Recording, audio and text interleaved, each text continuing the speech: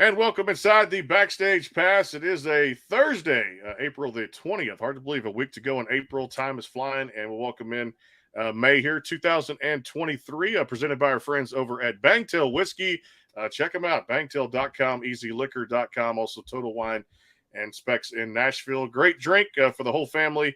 If you love whiskey, you'll be like me. You'll love Bangtail. Also, our friends in Honky Tonk, Texas, and, of course, our other sponsor out there. We've had them for a couple of months now. Gentle Ben, changing the way the game is made. Good stuff out there. The vodka, the gin, the bourbon is amazing. Removing all the impurities out of the drinks, making it more of a smooth experience. So go by the tasting room in Alvin, Texas. Check them out there.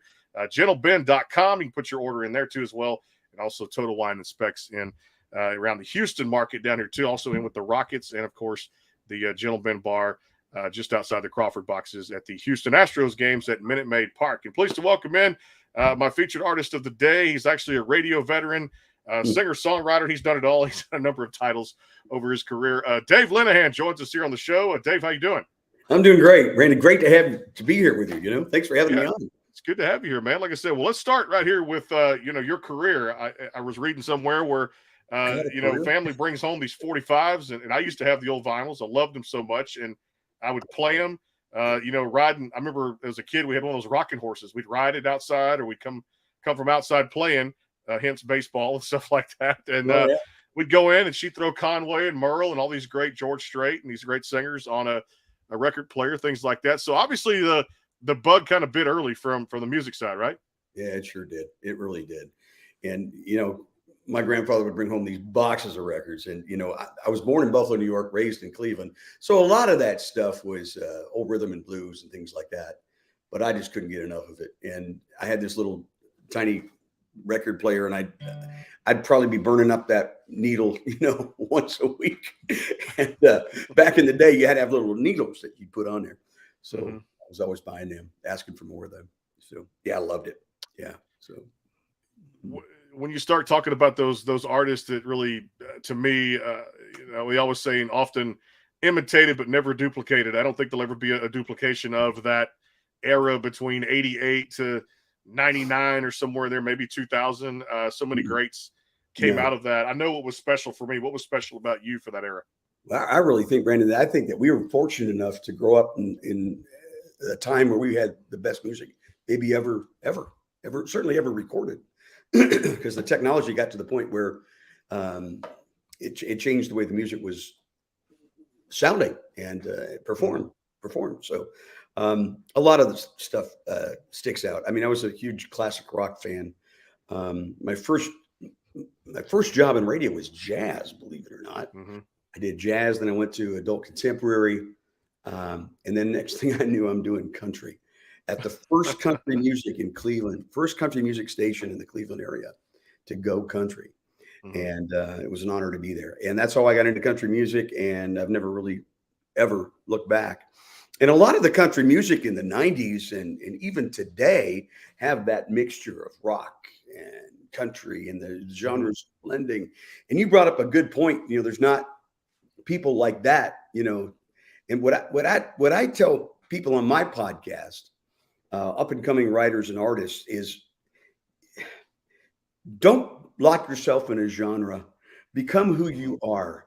Be your own genre. Be you. You may borrow from here and there, listen to a lot and have those influences mix in, but become you. Find out who your voice is, what your voice is, and then just do it. Before Taylor Swift, there wasn't a Taylor Swift. Before Dolly Parton, there wasn't a Dolly Parton. Heck, there wasn't a Jimi Hendrix before Jimi Hendrix. Who are you? Who do you want to be? Who are you going to be? So anyway, that's how I feel about it. Yeah, and I feel like and so many of the great artists we get to talk to here on the program too, authenticity becomes that very important part of what they're doing. And I feel like it's you feel that through everybody you talk to. And of course, we got a good one next week, Randall King, coming on the program, and never forget the roots and kind of where they came from. And that's so important because a lot of people that are, fans of music like myself, and I didn't realize it till I got into this business about 4 years ago.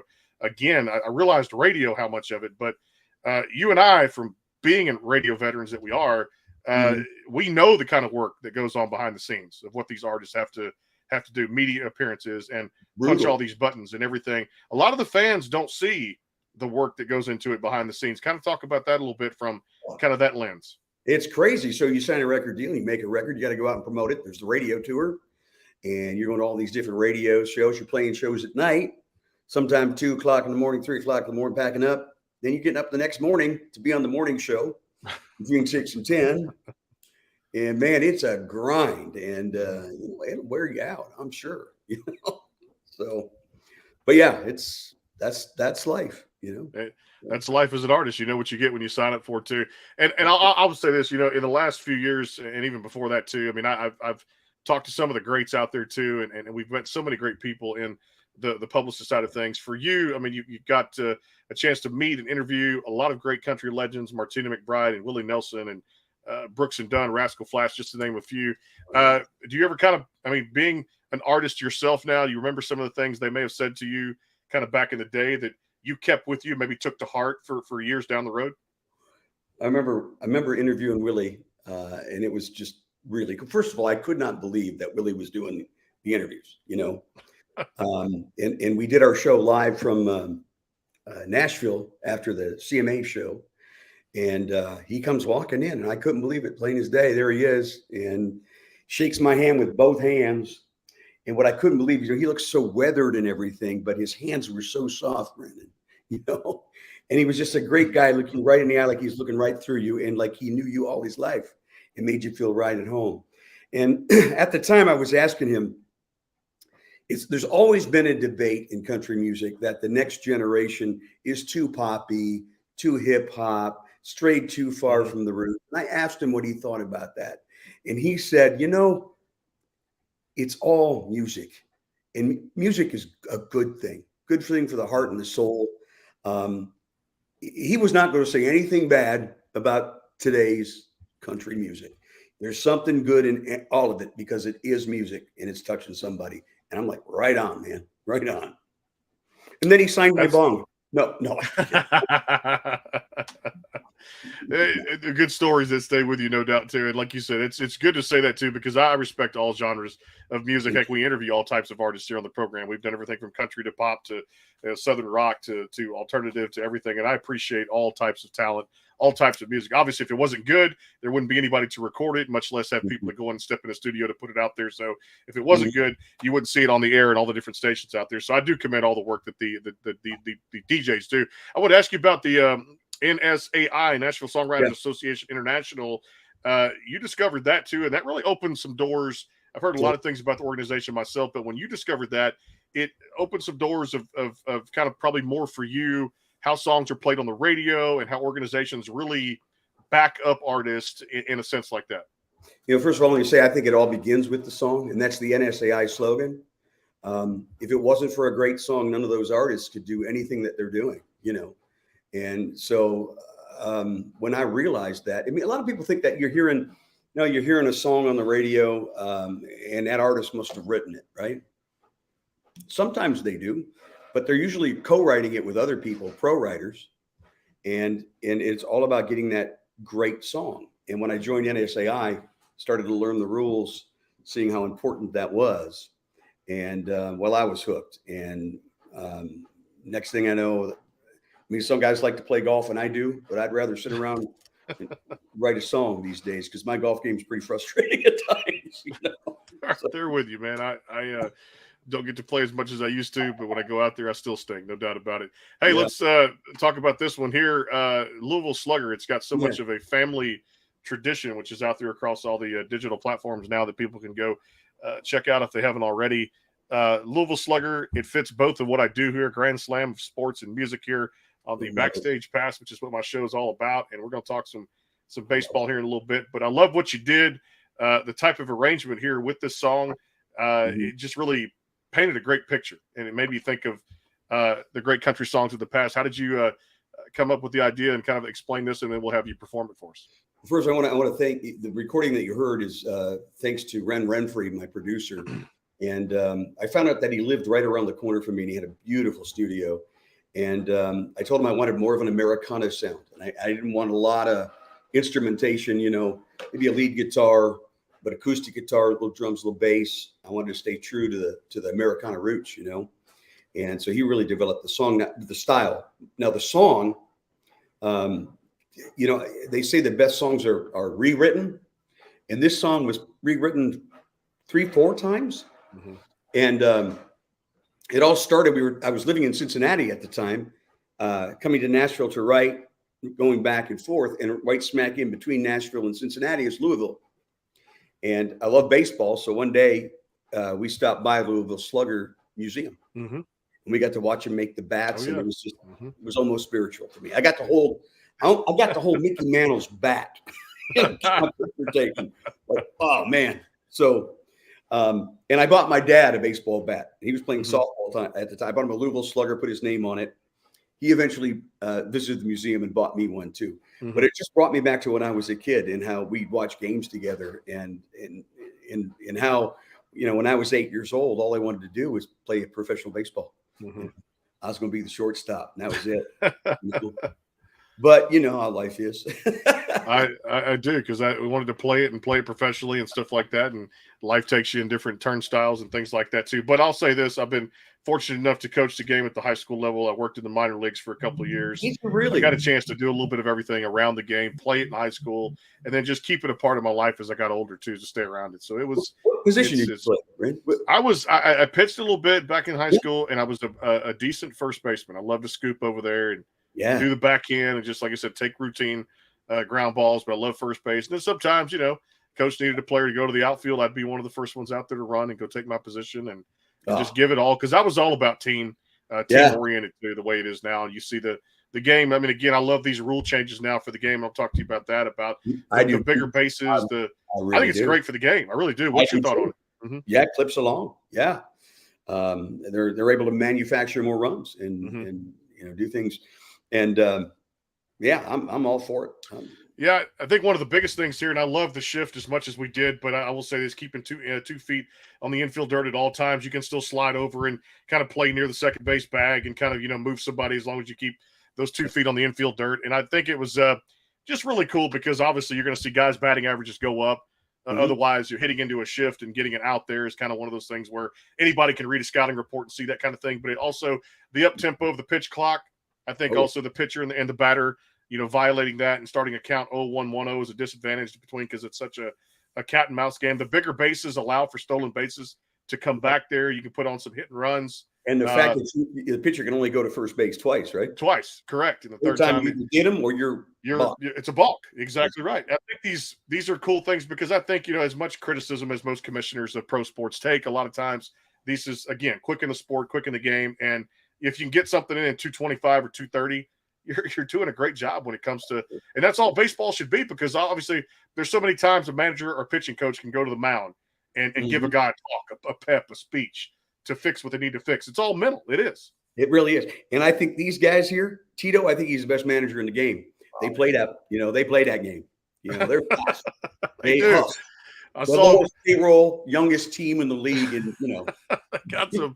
Well, I saw him out in Arizona. I was just out there at spring training a couple of weeks ago. I was out there with my family. We got to go see the Rangers, the Guardians, stuff like that, and you see how much a spring game would get in under 245. You'd love it. And just like I said, the game of cat and mouse between a pitcher and a hitter, and of course how defense was played a little bit differently, but and how it forced guys to go up there, be more aggressive, choke up with 2 strikes, put the ball in play, and do what Mantle and Pee Wee Reese and those guys used to do. Jackie Robinson back in the day, Right.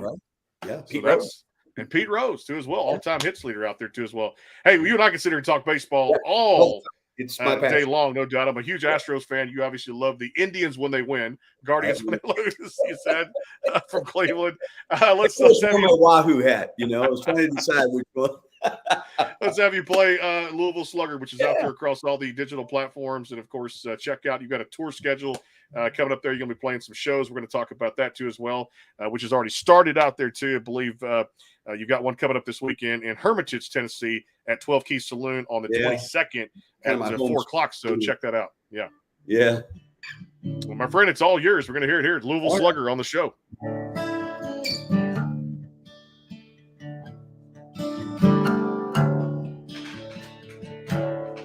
Well, it's hanging down at Miller Sporting Goods. 30 inches solid wood they turned down on a lathe. And it was signed by Willie Mays. Say it's like no other.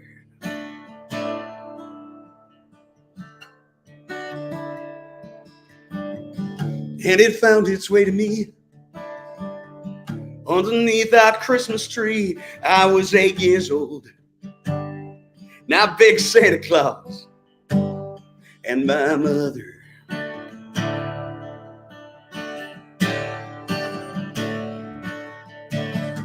I had this dream and it seemed so real.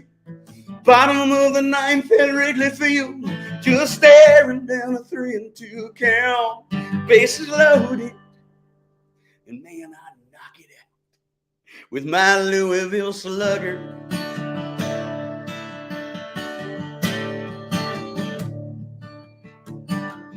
Took it everywhere I went. Some nights even slept with it. My daddy used to laugh. He swore it was attached to my shoulder.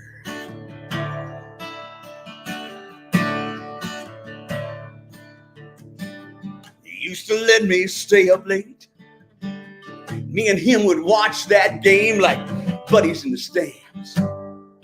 Oh, and in my hands was that Louisville Slugger.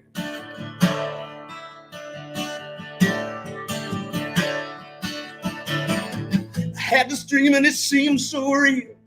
Bottom of the ninth at Wrigley Field, just staring down a 3-2 count. Bases loaded and I knock it out with my Louisville Slugger.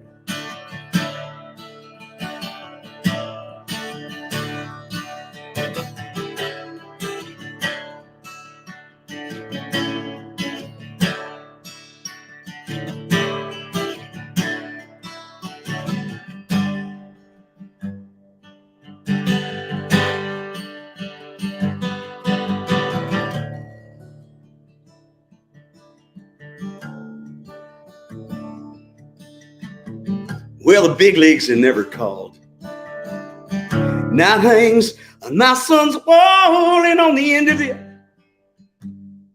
that's my old Rollins mitt. Sometimes I wonder,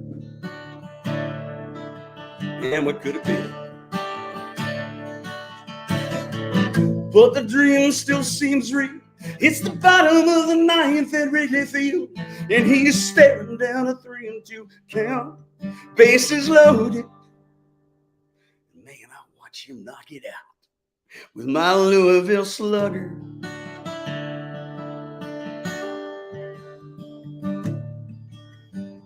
It's hanging down in Miller's Sporting Goods. 30 inches of solid wood they turned down on a lathe. Then they burned in the name, Louisville Slugger.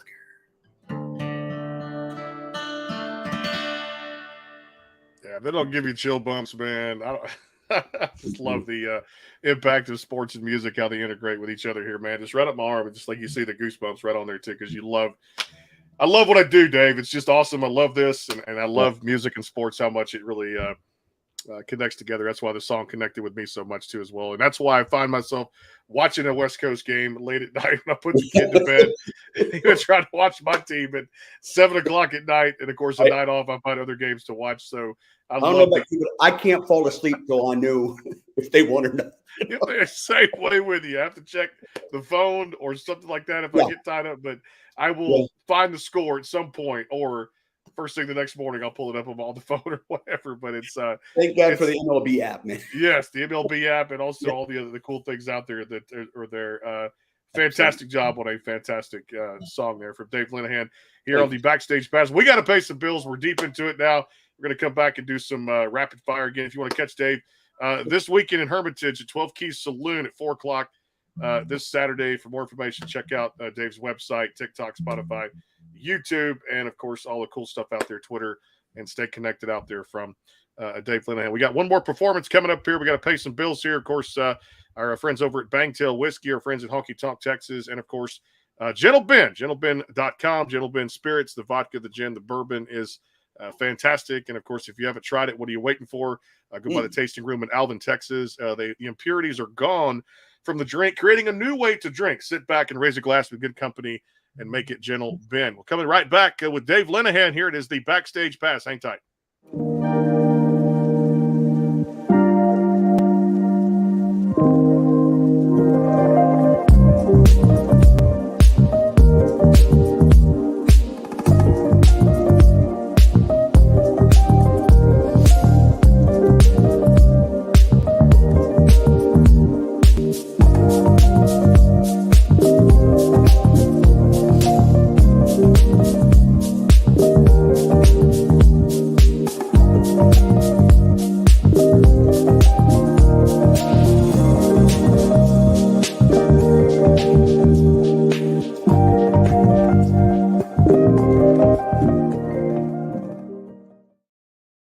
Go behind the scenes with some of the biggest artists in music today with the Backstage Pass, powered by the SportsGuysPodcast.com. Join Brandon Morrill and his co-host Kirsty Krause as they talk to rising stars and legends about their music careers.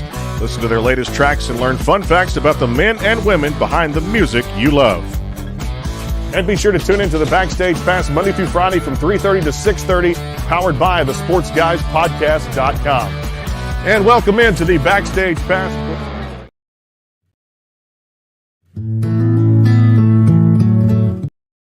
The Bangtail pour is comprised of a sweet corn mash base. The front has a subtle sweetness and not too sharp. It has notes of a medium char or white oak for a smoky flavor in the middle, and the tail has a super smooth and warm finish.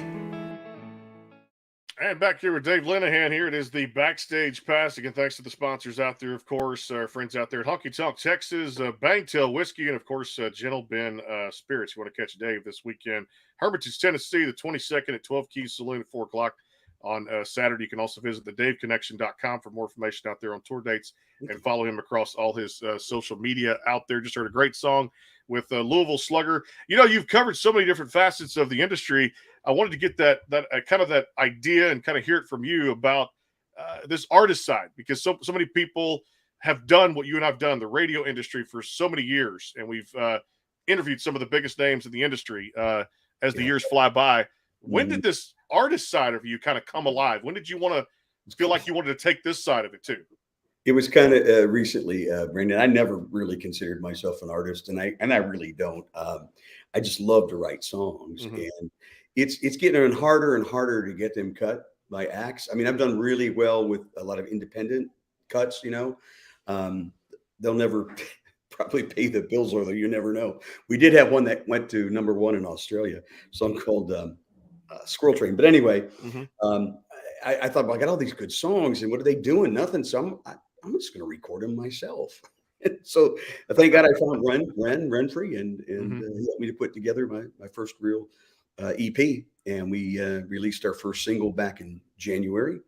And Louisville Slugger came out on April 4th with the new baseball season. I love that. And we'll release the whole shebang on July 11th, along with a third single. And that's going to coincide with my first round that I got to put together at the historic Bluebird Cafe. So I'm just so proud of that. Yeah, pretty cool to play those type of venues, and it seems like you're kind of a regular too. I was reading somewhere where I know back and forth, and you and your wife had gone there so much. You know, radio conventions. You mentioned the CRS or ACM awards, CMA awards, and having to do all these different responsibilities and these jobs with radio stations out there that you've got to travel to Music City and then go back to your town and then edit everything and put interviews up and do commercials and production, things like that. That's just the business. And then it kind of finally bit you. You're like, man, you know what? This city kind of it gives off so much more. It's addicting. I finally have to move here. Was that a little bit kind of I guess frightening in a way, or did you kind of eat it up and just kind of go? It was probably the easiest thing we ever did. And I mean, we were coming down a lot to write. I mean, and coming back was always so hard. See the Batman building in the rearview mirror, and you're thinking, man, I'm leaving a part of myself behind. So I think we always had in our mind that we would, retire to Nashville. And my wife retired first. She was a school teacher. Wow, English. That's what I do for. Commend her and salute her too, because that's what I do for a day job too. The last 15 years I've been at that as well as, and it's a great career. Wouldn't change it for anything out there too. Well, I do want to get the story on this one here because I thought it was just a cool title. You said it with Squirrel Train. This is I've never heard a song titled like this too. I know one of my favorite comedians goes by the name of Red Squirrel, and so but this is kind of a cool different side of you, a really cool song that you guys put out here in 2023. Talk about it first, and then we'll have you play it. Well, there's an artist that we write with. Her name is Pamela Hopkins, and she's out of Little Rock, Arkansas area, and she's huge there. But now she's traveling all over the world. She travels, entertains troops all over. Guam she went one trip. She started in Alaska, and it was 20 below, and then she went to Guam when it was like 100, and travels all around.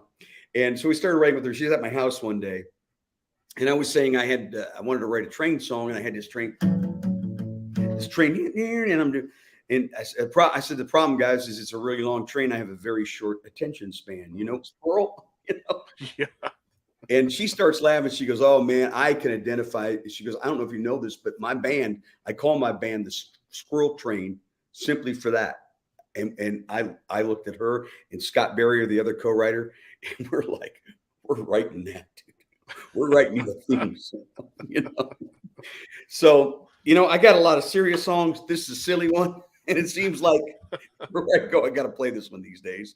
But what the heck? I love it, It's fun. It is. It's a different version of something out there. You want to play it for us now? Let's do it.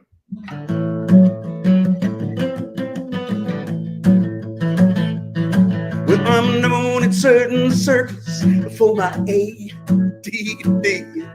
Yeah, my friends know I'm distracted so dang easily. Well, I can walk into a room and have no clue why I'm there. I forgot what I was looking for. I just stand and stare. Squirrel train, about to leave the station. Squirrel train. Yeah, my brain goes on vacation. Squirrel train, completely off the tracks. And sometimes I wonder if it's ever coming back. I ride the squirrel train. Squirrel train. Well, I must admit I suffered from that CRS disease. Yeah, my mind goes right and left and everywhere in between. And you gotta know it's guaranteed that I'll forget your name. Hey, I had it when you said it, and it just flitter flied away. Squirrel train, we about to leave the station. Squirrel train. Yeah, my mind goes on vacation. Squirrel train, completely off the tracks. And sometimes I wonder if it's ever coming back. Oh, the squirrel train, you know what I'm talking about. Well, I swear to you that I'm not blonde and my head ain't filled with hair. In fact, it's just the opposite. Too much crammed in here. When I don't have allergies, I can hit that note. Squirrel train. Squirrel train. About to leave the station. Squirrel train. Yeah, my mind goes on vacation. Squirrel train. It's completely off the tracks. Sometimes I wonder if it's ever coming back.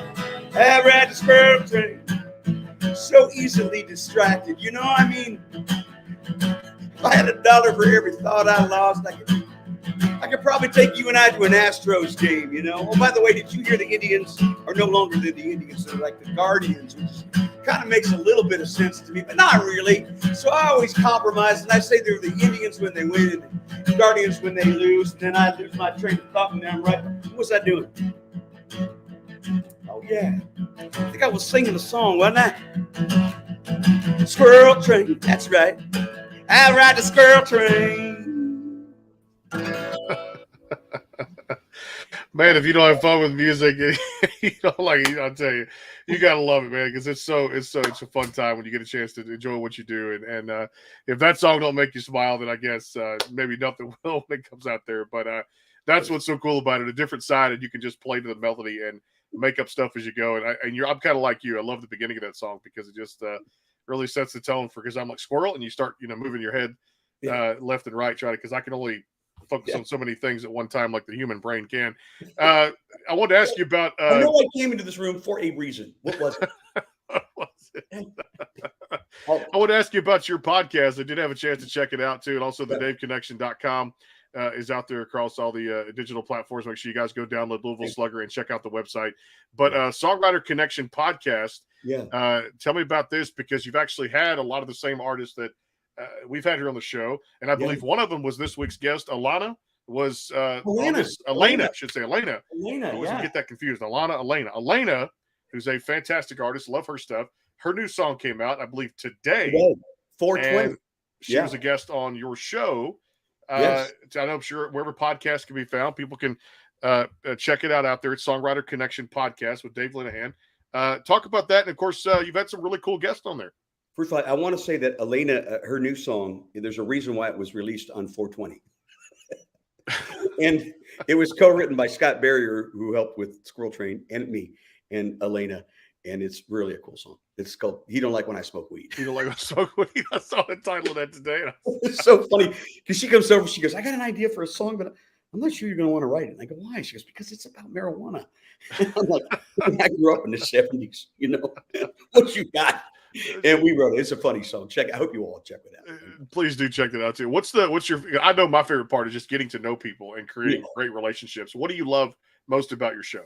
And that's why I call it the connection, and the Dave connection, because I think it's all about meeting people and networking and getting to know folks and giving, so it started as a TV show in Cincinnati, working with NSAI. They bring pro writers up, and then we would interview them for a little cable TV show that we did. And then I moved here to Nashville, and it kind of fell by the wayside. I started doing a radio show again, and we called it the Nashville Connection. It was the news from Nashville. We got a station outside of St. Louis that covers it, and one just outside of Cleveland that uses it. We do it every Friday. So we had the Nashville Connection. And then out of the blue, during COVID, I get a call from the guy who used to do traffic with me in Cincinnati. His name's Len Harvey. And Len goes, "Dave, would you be a guest on my podcast?" And I said, "Len, do you have a podcast?" He goes, "Yeah." And I said, "Tell you what, I would be your guest if we could talk about how to do a podcast, because I've had it in the back of my mind, and I was bored silly during COVID, as we all were, writing songs on Zoom and stuff." So I started researching this, and so this was about October when he called me. And by January of the following year, January 2021, I was ready to launch. And I have a lot of songwriter friends down here, pro writers, people that make a living out of doing it. And I started inviting them in, sitting around my dining room table here, and we have really good sound in here. I bought a professional setup, spent the money. I'm being a radio like you. I wanted a good setup. You got an amazing setup. I love your backdrop, Well, you gotta have all the goods, and you gotta be professional about everything you do. You know how that goes, radio guys. And and mine is not a video podcast, although I do produce a little, slideshow thing to put on YouTube. You got to be on YouTube today. It's the second you have to, yes, leading search engine in the world. But mostly mine's like a radio show, and we go an hour or so. There's no real time limit till we get it all out. We usually do 4 songs live around this dining room table. I like to play one of the artist's new songs that's already produced too. And we just talk about the journey and the craft of songwriting, and we make that connection. So that is called the Songwriter Connection. So it was only natural that the website would be called the Dave Connection.com. I love that too. We'll take one final time out here, pay some bills here. I do want to come back and talk about, I know you recently took part in the Gatlinburg Songwriters Festival. You shared the stage with just numerous award-winning songwriters too, and definitely want to touch on that. We'll do a couple of rapid-fire questions. And definitely, I know we're going to have Dave back on just because I can. It's my show. And also, too, we don't have to answer anybody. We have our own podcast now, and we love baseball. So there you go. It's a good thing here on the Backstage Pass powered by the Sports Guys podcast.com. And, of course, next week, actually, we've got a cool show. I think my buddy Jeremy Branham from the Killer Bees, ESPN 97.5 and 92.5 out of Houston, Texas. We're going to get you ready for the NFL draft next Thursday night. The Houston Texans on the clock at pick 2 and pick 12. We'll talk about that. Will they trade the pick? Will they draft the quarterback? Jeremy Branham, ESPN 97.5 and 92.5, hopefully coming up next week here on the Backstage Pass powered by the Sports Guys podcast.com, presented by our friends at Bangtail Whiskey, Honky Tonk Texas, Gentle Ben Spirits. More with Dave Lenahan. Hang tight. The Bangtail pour is comprised of a sweet corn mash base. The front has a subtle sweetness and not too sharp. It has notes of a medium char or white oak for a smoky flavor in the middle, and the tail has a super smooth and warm finish. Go behind the scenes with some of the biggest artists in music today with the Backstage Pass, powered by the SportsGuysPodcast.com. Join Brandon Morrill and his co-host Kirsty Krause as they talk to rising stars and legends about their music careers. Listen to their latest tracks and learn fun facts about the men and women behind the music you love. And be sure to tune into the Backstage Pass Monday through Friday from 3:30 to 6:30, powered by the SportsGuysPodcast.com. And welcome into the Backstage Pass.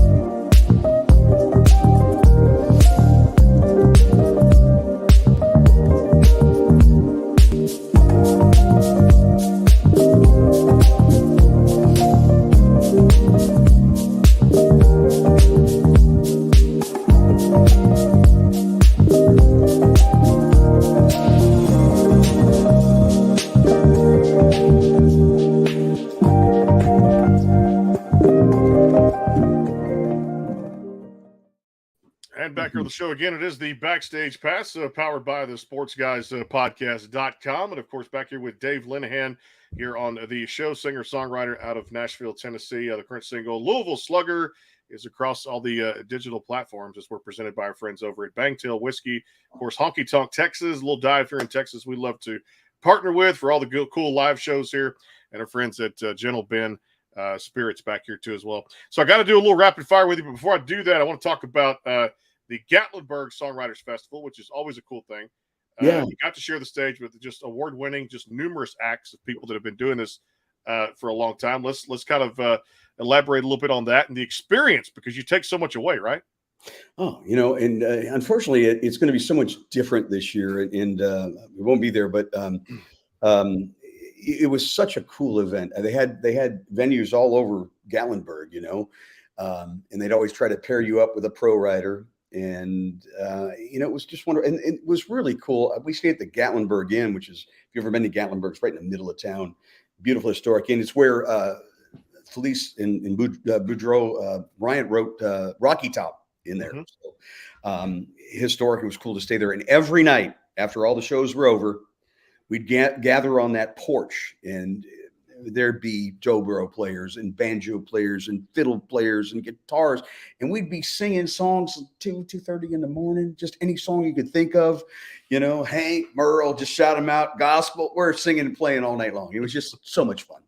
And I hope they do it again next year, because I'm looking forward to come back. And I want to do a lot more festivals like that. I really do. There's nothing like it. One of the best in the country, no doubt. It's annually. They can hopefully keep that up and just, again, display so much talent on a great stage, which is the Gatlinburg Songwriters Festival. All right, a little rapid fire. For me, I know I'm trying different restaurants now for different cuisines. I like, steam table stuff some night if I don't cook, or Mexican, like Taco Tuesday for me. What's the Dave Lenahan food lately that you're getting into? What are you craving right now? Beer. Counts. There you go. It's beer counts. Beer and a hot dog. We've been talking baseball now. Come on. We have. Yes, we have. Little stadium mustard, Exactly right. Grilled onions. Yeah, no, I don't know. I like Mexican too, and Italian. I'm half Italian. Okay. So yeah, you put it in front of me, I'm gonna eat it. Well, we like food. We're gonna eat it here in front of us too. All right, let's say this, because I love doing this one. Hypothetical questions. It's always fun. If Dave Lenahan took home a major lottery, so Powerball, Mega Millions today, and it was the cash option, what's the first thing you do with the first check you get? The first thing I do with the first check I got? Yeah. Oh, that's a good one. I don't know. I wouldn't change anything. I'd write songs until the money was all gone. There you go. That's what I said. Somebody asked me that question one time from a show I was on, Dave, and I told them I'd do the Chris Jansen move, and they were like, "What the hell are you talking about?" I said, "I'd go buy me a boat." And a boat. Oh, okay, yeah, because I love to outdoors, love to fish and stuff like that. I said I would just pay it in cash and feel good about it. Good idea. Not having to finance anything there too as well. All right, when you go to a movie theater, or you stream something or watch something, what are some of your favorite shows to kind of get into when you outside of sports? Outside of sports, See, we're watching Mrs. Maisel, the new season. I think it's just a brilliant show. I like that. It's funny. Every character is great. I mean, I like NCIS, those kind of things, and Mhm. Blue Buds, Yep, Bloods Friday night. that's a good one. Oh, my guilty pleasure though is The Curse of Oak Island. Yes, that's a guilty pleasure. I know for me, the last two I've been into, Dave, were the HBO Max, the apocalyptic, The Last of Us, which was really good. I thought it was a good season one. And then for Bryan Cranston, I loved him in Breaking Bad. I And did then he too. flipped over the Your Honor Mhm. series now that's going on. I've I never think been. that's Good. had to finish that, but that's two Mhm. of my favorite one. Of course, I did dig the Queen's Gambit because I loved just all the cool things out there that was really good. So Netflix is still, yeah, despite some loss of some subscriptions, they're pretty Mhm. they're pretty healthy, at least what I heard too as well. I love out there too. Man, I love your story, Dave. I love the fact that we can sit here and talk baseball and sports at the same time. So I guess the Mhm. ultimate question, I'll ask you this, and we'll definitely have to have you back here on the show. We get a chance to do this again. How far the Guardians go / Indians this year? Give me your take. Well, I'd be happy if they could just repeat what they did last year. But I don't know. A lot of things have changed. The schedule's different. They played a lot of Mhm, the Central Division teams last year. I think mhm. that was like one of the reasons they were able to go 92 wins. I'm hoping they can match that. I'm not positive that they are. There's some things that concern me. Yeah, we've Mhm, got we've got better bats behind the plate, so we got a little better. We got better average. But I don't think the defense. mhm, Zanino's had a lot of pass balls or wild pitches, mhm. so that scares me. And we still are very much lacking in power. It'd be nice to have some more home runs. If they win 88, 90 games, I think I'd be happy. I don't think it's a World Series team yet, but I never would bet against Tito. I think he's the best manager in the game. No, and I'd say right there close to him is the one with the Houston Astros and Dusty Baker, who I love so much and has done so much for this franchise ever since the whole post scandal thing.